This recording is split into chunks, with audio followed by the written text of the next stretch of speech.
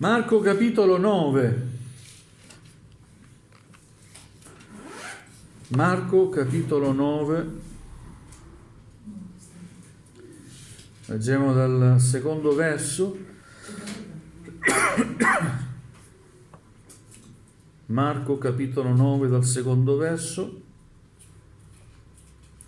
fino al verso 29.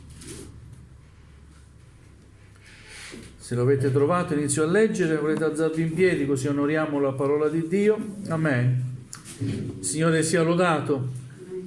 6 giorni dopo Gesù prese con sé Pietro, Giacomo, Giovanni e li condusse soli in disparte sopra un alto monte e fu trasfigurato in loro presenza. Le sue vesti divennero sfolgoranti, candidissime, di un tal candore che nessun lavandaio sulla terra può dare. E apparve loro Elia con Mosè, i quali stavano conversando con Gesù. Pietro, rivoltosi a Gesù, disse: Rabbì, è bello stare qua. Facciamo 3 tende, una per te, una per Mosè, una per Elia. Infatti non sapeva che cosa dire, perché erano stati presi da spavento. Poi venne una nuvola che li coprì con la sua ombra, e dalla nuvola una voce: questo è il mio diletto figlio, ascoltatelo. E a un tratto, guardatisi attorno, non videro più nessuno con loro se non Gesù solo. Poi, mentre scendevano dal monte, egli ordinò loro di non raccontare a nessuno le cose che avevano viste, se non quando il figlio dell'uomo fosse risuscitato dai morti. Essi tennero per sé la cosa, domandandosi tra di loro che significasse quel risuscitare dai morti. Poi gli chiesero: perché gli scribi dicono che prima deve venire Elia? Egli disse loro: Elia deve venire prima e ristabilire ogni cosa.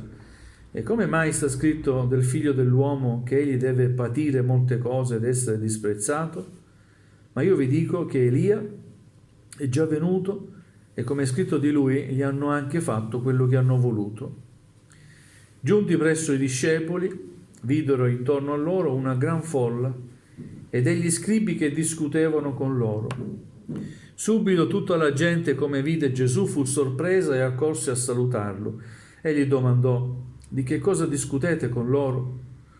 Uno della folla gli rispose: Maestro, ho condotto da te mio figlio che ha uno spirito muto. E quando si impadronisce di lui, dovunque sia lo fa cadere a terra, egli schiuma, stride i denti e rimane rigido. Ho detto ai tuoi discepoli che lo scacciassero, ma non hanno potuto. Gesù disse loro: o generazione incredula, fino a quando sarò con voi? Fino a quando vi sopporterò? Portatelo qui da me. Glielo condussero e come vide Gesù, subito lo spirito cominciò a contorcere il ragazzo con le convulsioni e caduto a terra si rotolava schiumando. Gesù domandò al padre da quanto tempo gli avviene questo?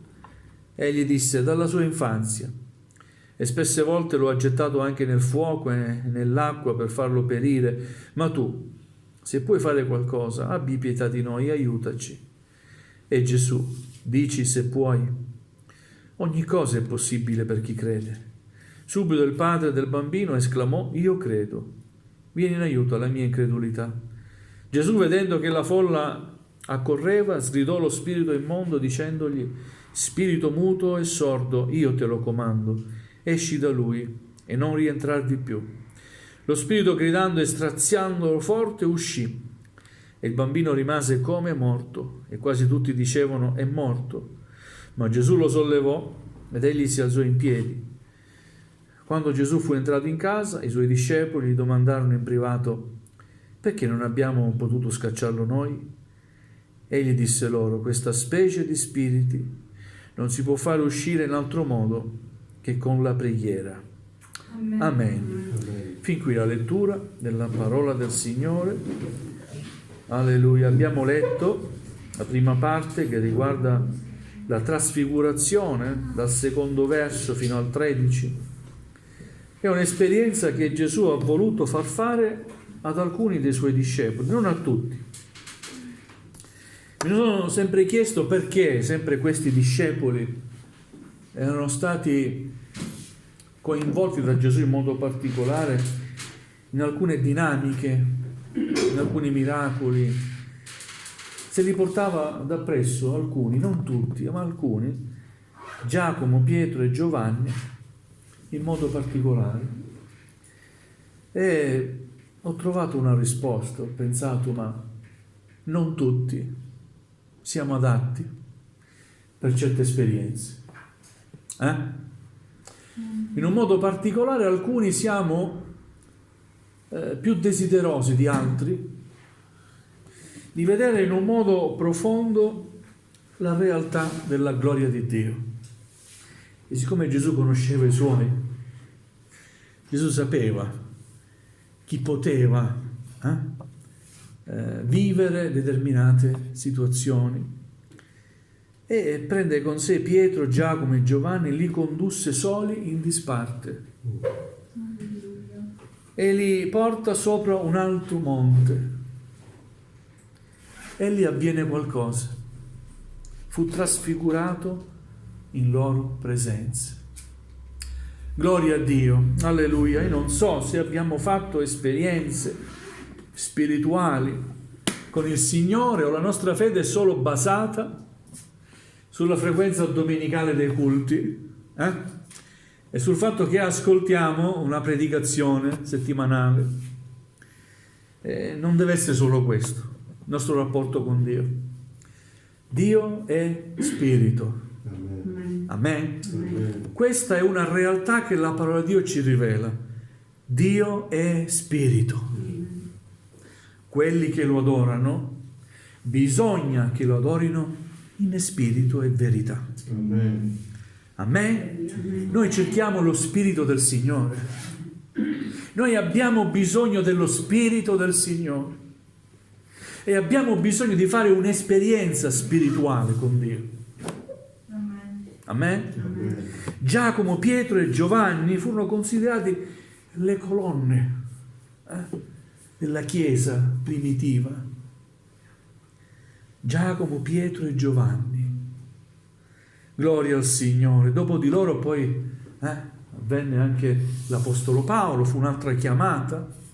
Ma Giacomo, Pietro e Giovanni erano quelli che in un modo particolare, in certi miracoli, in certe situazioni particolari, erano lì. Gesù li ha voluti sempre con loro, con lui. Amen. Amen. Alleluia. Li condusse da soli in disparte. Io non so se anche voi aveste questo desiderio, ma voglio dire al Signore: conducimi da solo in disparte. Portami con te da solo, Amen. A vedere quanto è grande la tua gloria. Perché conoscendo il Signore, abbiamo fatto un po' una piccola esperienza con il Signore, viene il desiderio profondo di conoscerlo di più, di sapere ancora di più del nostro Dio. Alleluia, che quando preghiamo ci fa stare bene, che quando rivolgiamo a Lui la nostra richiesta sentiamo dentro di noi la certezza che Egli ci ha esaudito e abbiamo visto anche l'esaudimento della nostra preghiera, del nostro bisogno. Tante volte il Signore è intervenuto, ha risposto alle nostre preghiere, ma a me non basta e spero che anche a voi tutti non basti. Vogliamo di più, vogliamo molto di più. E il Signore vuole rivelarsi in un modo personale in ognuno di noi. Cercalo. Cerca di più il Signore. Alleluia. I 3 discepoli furono testimoni oculari di qualcosa di soprannaturale che hanno visto proprio. Erano lì sul monte e Gesù fu trasfigurato in loro presenza. Cosa vuol dire? Che il volto di Gesù cambiò, le vesti, abbiamo letto, le sue vesti divennero sfolgoranti, candidissime, bianchissime, di un tal candore, di una tale pulizia, di un tale bianco, che nessun lavandaio sulla terra può dare. Lo scrittore Marco riesce solo in questo modo a farci comprendere come era bianco, pulito, splendente l'aspetto di Gesù. Alleluia! Furono testimoni oculari di questo avvenimento soprannaturale. Poi apparvero loro Elia e Mosè, i quali stavano conversando con Gesù. Di cosa stavano parlando? Non si sa. Stavano parlando. Pietro, rivoltosi a Gesù, dice: Rabbì, maestro, è bello stare qua. Amen? Amen. È bello stare qua. Non sapeva cosa dire. Abbiamo letto. Erano anche spaventati, però riesce a dire qualcosa che tocca anche noi. È bello stare qua. Quando si realizza la presenza del Signore, è bello stare alla presenza del Signore. Amen? Certi culti, io non so voi, ma vorrei che non finissero mai. È così bello stare insieme a condividere la presenza del Signore, che anche noi diciamo: che bello stare in chiesa, Amen? Amen. Anche quando sei a casa e preghi, è bello stare lì inginocchiato a pregare, a realizzare la presenza del Signore. Che bello stare qui, alleluia. E in questa sera vogliamo dire la stessa cosa: che bello stare qui, lontano dalla realtà, lontano dalle cose vere e reali che ci condizionano, dai pesi che ci condizionano. Erano sul monte, lontano dalla valle, stava succedendo qualcosa giù, ma loro erano su, lontano da tante cose, stavano realizzando veramente qualcosa di straordinario. Pietro dice: facciamo 3 tende, una per te, una per Elia e una per Mosè. Ma subito giunge una nuvola che li coprì con la sua ombra, e dalla nuvola una voce: questo è il mio diletto figlio, ascoltatelo.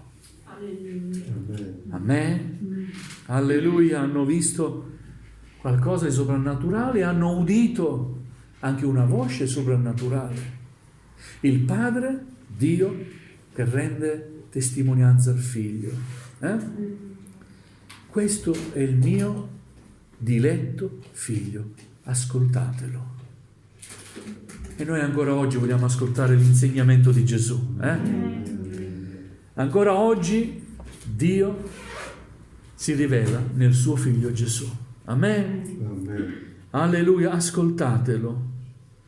Non dice ascoltate Elia e Mosè, ma tutta la gloria è rivolta al Figlio di Dio. Amen. Difatti, dopo questo avvenimento, dopo la nuvola e la voce, Elia e Mosè scompaiono e Gesù rimane solo. Vogliamo fare una tenda, non 3 tende. Vogliamo fare una sola tenda. Amen. La nostra tenda è per Gesù. Amen. Alleluia. Noi vogliamo adorare Gesù, il nostro Signore, il nostro Salvatore. Alleluia. Alleluia. Poi finisce questa esperienza. Scendono giù a valle, e appena giungono giù a valle, i discepoli videro intorno a loro una gran folla e degli scribi che discutevano tra di loro. È bello stare in alto, ma poi la realtà va comunque vissuta, e subito c'è il bisogno. C'è bisogno del Signore. Il mondo ha bisogno di Cristo. E il mondo ha bisogno di figliuoli di Dio che portano il messaggio di Cristo. Amen. Alleluia. Che cosa succede? Di che cosa state parlando? Tutti stavano parlando, confusione. Signore, noi abbiamo ho portato mio figlio da te perché ha un grande bisogno, ha bisogno di te, è tormentato da un demonio. L'ho portato ai tuoi discepoli, ma non hanno potuto fare nulla. E Gesù sembra arrabbiarsi, no? Quando dice: o generazione incredula, fino a quando sarò con voi?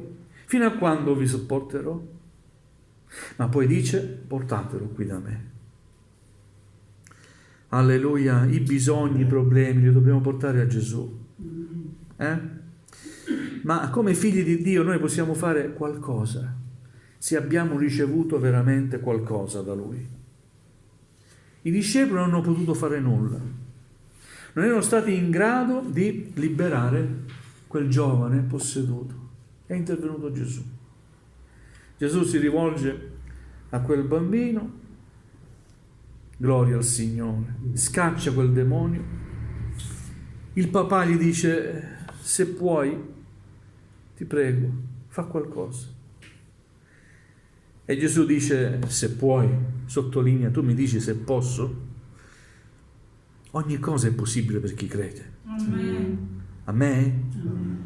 E questo è un grande insegnamento che è rivolto anche a quei discepoli che non hanno potuto fare nulla. Nel nome di Gesù tu puoi fare qualcosa di grande per l'umanità che ha bisogno. Nel nome di Gesù tu vuoi portare la parola di Dio, la potenza di Dio che ricevi, tu la puoi manifestare come figlio di Dio in questo mondo che giace nelle tenebre. Ed è qualcosa che la Chiesa è chiamata a fare. Amen? Amen. Perché lo dice Gesù, ogni cosa è possibile per chi crede. Amen. Alleluia. Amen? Amen. Gesù non è più fisicamente con noi, ma agisce nella Chiesa. Amen. Alleluia. Amen? Amen. Gesù non è fisicamente con noi, ma ci ha dato il suo spirito. Amen. Alleluia. Amen? Amen. Noi possiamo agire nel nome di Gesù. Alleluia. Anche noi possiamo scacciare demoni nel nome di Gesù. Alleluia. Nel nome di Gesù, non nel mio nome o nel nome di qualcuno, né di Giacomo, né di Pietro, né di Giovanni, ma nel nome di quell'unico nome che ci è stato dato. Alleluia. Nel nome di Gesù. Alleluia. Ed ecco che Gesù interviene. Io dico a te, spirito del mondo, esci fuori da questo bambino. E subito quel bambino fu liberato. Amen? Amen. Alleluia, gloria al Signore. È bello sottolineare anche un'altra cosa: i discepoli, quando poi tutto finì, si allontanarono tutti quanti, sembra che si vergognavano, no? Di dire qualcosa a Gesù, ma gli dicono a Gesù: ma Signore, ma perché non abbiamo potuto scacciarlo noi, questo demonio? E Gesù dice: questa specie di spiriti non si può far uscire in altro modo che con la preghiera. Amen? Non basta il fatto che siete miei discepoli, che io vi ho dato autorità, sì, siete miei discepoli, mi seguite, ma dovete impegnarvi nella preghiera, nella consacrazione personale. Alleluia. Amen? E questo dobbiamo fare. Non basta che sei pastore evangelico perché il nemico del demonio scappi via quando tu gli dici, ti dico nel nome di Gesù, libera questo ragazzo. Non basta, devi essere consacrato, di avere Gesù che vive dentro di te. Amen. Devi pregare il Signore, devi vivere nella preghiera. La tua vita spirituale deve essere fatta di preghiera. Amen. E allora sì che quando il nemico vede te è come se vedesse la luce di Cristo. Alleluia. Ed è per questo che il Signore si rammarica quando dice: oh generazione incredula, perché non arrivate a comprendere ciò che voglio insegnarvi? Amen. Io non sono sempre con voi, non sarò con voi sempre. Io devo morire e risuscitare, ma dovete voi continuare l'opera che io ho iniziato. Insomma, dovete camminare anche voi con i vostri piedi, ma io sono con voi, la mia potenza è sempre con voi. Amen. Alleluia. Alleluia. È bello quando il papà di quel fanciullo dice: io credo, vieni in aiuto alla mia incredulità. Ci avete fatto caso? Ma come, se credi, come che dici vieni in aiuto alla mia incredulità? Io credo, però fino a un certo punto. Amen? E a volte abbiamo lo stesso problema anche noi. Crediamo sì, ma fino a un certo punto. Fino a quel limite dove c'è il possibile e poi oltre quel limite c'è l'impossibile. Noi arriviamo a credere fino al possibile, ma il Signore ci chiama a credere oltre l'impossibile c'è l'impossibile, perché Egli è l'Iddio dell'impossibile. Amen. Alleluia. Ogni cosa è possibile per chi crede. Forse hai un bisogno questa sera, hai bisogno di pregare per qualcosa, per qualcuno. Fai tua questa parola. Ogni cosa è possibile per chi crede. Amen. Sappi che il Gesù che noi crediamo, al quale noi offriamo il culto, è questo Gesù che è stato trasfigurato. Amen? Amen. Il nostro Gesù è questo Gesù del quale il Padre ha reso testimonianza. Il nostro Gesù è questo Gesù che si è rivolto a quello spirito e ha ordinato a quello spirito di lasciare e liberare quel fanciullo. Questo è il nostro Gesù. Il nostro Gesù è colui il quale è stato crocifisso. Amen? Amen. Ha versato il suo sangue sulla croce, ha reso il suo spirito e dopo 3 giorni è risuscitato. Questo è il nostro Gesù. Amen. Alleluia. Il nostro Gesù è colui il quale poi è apparso dopo essere risuscitato ai primi discepoli. Alleluia, amen? Amen. Amen. Amen. E poi si è fatto vedere ancora una volta salire in cielo. Ha raccolto i discepoli ed è scritto agli Atti degli Apostoli al capitolo 1. Ecco, così come lo state vedendo salire in cielo, ritornerà nello stesso modo. Questo è il nostro Gesù. Amen. Alleluia, tutto è possibile per chi crede. Credi tu? Che il Signore possa rispondere alla tua preghiera. Ci credi?